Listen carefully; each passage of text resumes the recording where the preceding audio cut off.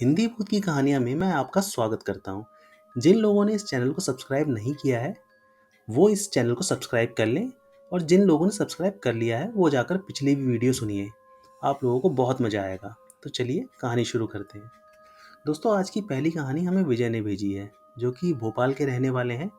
इनकी कहानी मुझे बहुत ही अच्छी लगी क्योंकि ये और इनकी माँ लॉकडाउन में लोगों की बहुत सेवा कर रहे हैं और हमारी आज की पहली कहानी इसी लॉकडाउन से संबंधित है। तो चलिए कहानी शुरू करते हैं। विजय का कहना है, उनकी माँ एक म्यूनिसिपैलिटी हॉस्पिटल में डॉक्टर हैं और इस कोरोना वायरस के चलते हुए उनकी माँ को बिल्कुल घर पर आने नहीं दिया जाता है क्योंकि विजय की माँ को ही सारे कोरोना मरीजों को देखना होता है। विजय बताते हैं, अभी कुछ दिन पहले उनके साथ एक घटना घटी। हुआ कुछ यूं कि विजय की मम्मी उनके पास 4-5 दिन बाद घर लौटी थी। वो बहुत थकी हुई थी, इसलिए विजय ने उनसे कहा कि आज रात यहीं रुक जाइए, आराम करो और अगले दिन जाओ, क्योंकि इसमें खुद की सेहत का भी ख्याल रखना होता है। जिस पर विजय की माँ भी मान गई। रात में खाना वाना खाने के बाद लगभग 11:30-12 बजे के करीब विजय के दरवाजे पे किसी की दस्तक हुई। दस्तक सुनकर विजय दरवाजे पे गया तो उसने देखा कि पास के गांव के 3-4 आदमी लोग उसकी मम्मी को बुलाने आए थे। दरअसल विजय की मम्मी आसपास के गांव में मशहूर थी, सभी उनको अच्छे से जानते थे और अक्सर ऐसा होता था कि अगर रात में किसी को डॉक्टर की ज़रूरत होती थी तो लोग उनके पास आया करते थे, क्योंकि उनकी माँ कभी किसी को मना नहीं करती थी। दरवाजे पर खड़े उन आदमी लोगों को देख विजय ने ये सोचा कि हो ना हो ये लोग माँ को ही बुलाने आए हैं।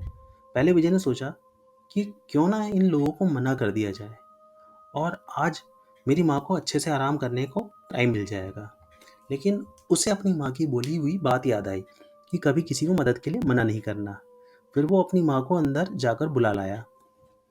वो लोग और विजय की माँ साथ में गांव के लिए चल दिए और विजय भी साथ में हो लिया।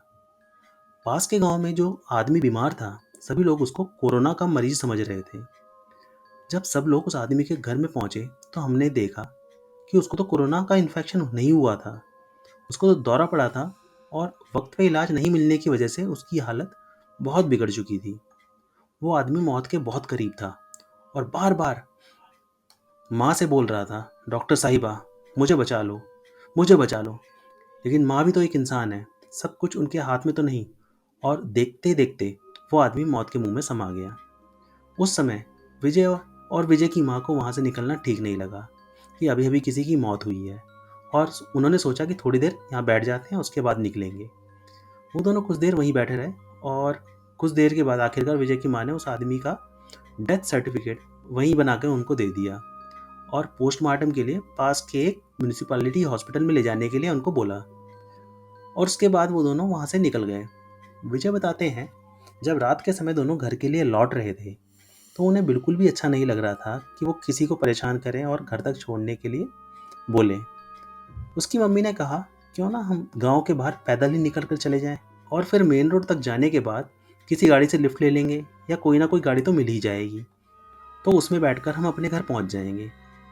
जब वो लोग उस जगह से निकले तो विजय की माँ बार बार पीछे पलट कर दाएं बाएं देख रही थी। ऐसा लग रहा था जैसे वो किसी को ढूंढ रही थी। विजय ने माँ से बोला कि आप बार बार क्यों पीछे देख रही हो, जल्दी जल्दी चलो ताकि हम जल्दी घर पहुंचे और आपको आराम करने के लिए टाइम मिल जाए। फिर भी विजय बताते हैं कि उनको टोकने के बाद भी उनकी माँ बार बार कभी पीछे, कभी दाएं, कभी बाएं देख रही थी और उनके चेहरे पर अजीब सा गहरा डर दिखाई दे रहा था। अब पता नहीं कि वो किस चीज़ का डर था। फिर विजय ने आखिरकार अपनी माँ से पूछा कि क्या हो गया और किस बात से इतना डर रही हो।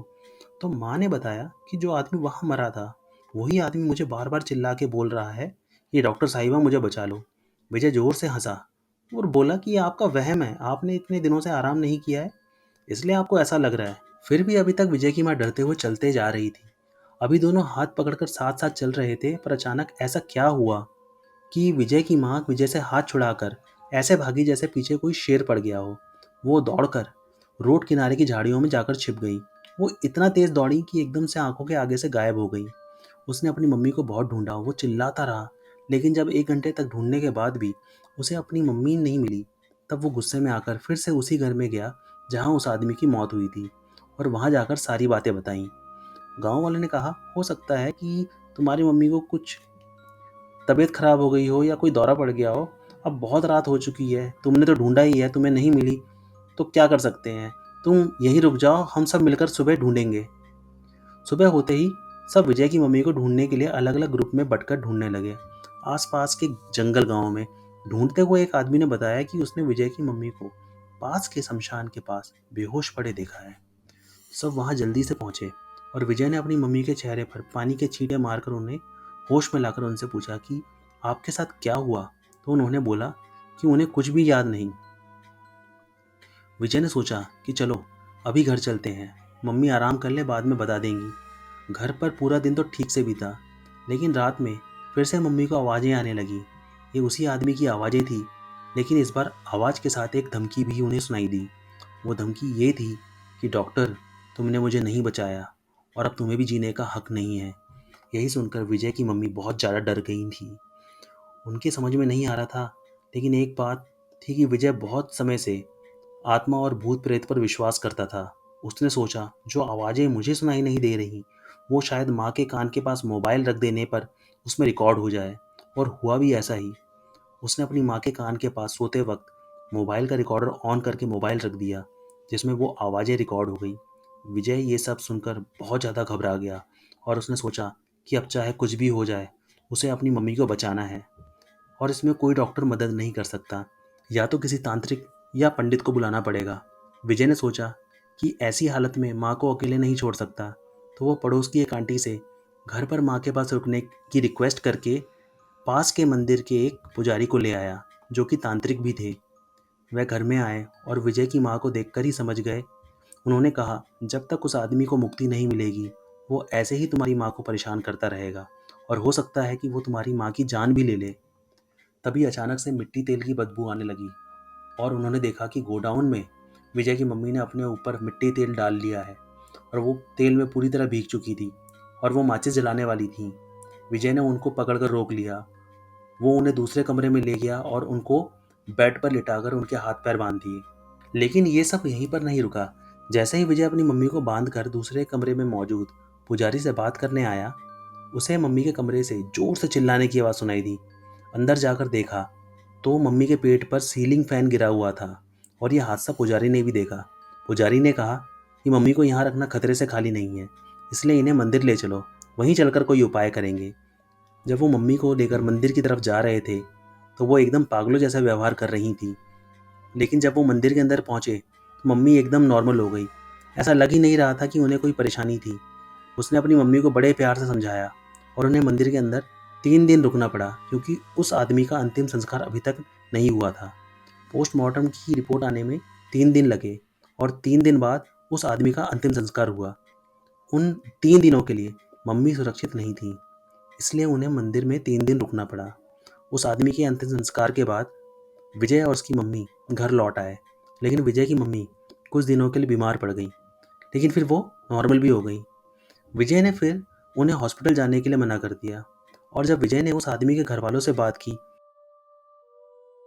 उन्होंने ये बताया कि उन्हें भी रात में वैसी ही आवाज़ें सुनाई देती थी और उनके घर के आदमी ने बताया कि वो आदमी उनका ताऊ था और वो उनके सपने में आया था और वो बोल रहा था कि उस डॉक्टर ने उसको नहीं बचाया, इसलिए उस डॉक्टर को भी जिंदा नहीं रहना चाहिए।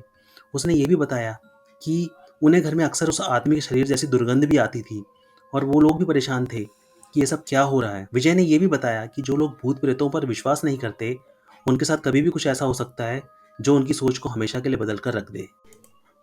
ये थी हमारी आज की कहानी। उम्मीद करता हूँ कि आपको पसंद आई होगी और अगर पसंद आई तो लाइक शेयर ज़रूर करना और जाते जाते सब्सक्राइब करना मत भूलना। मिलते हैं अगली वीडियो में।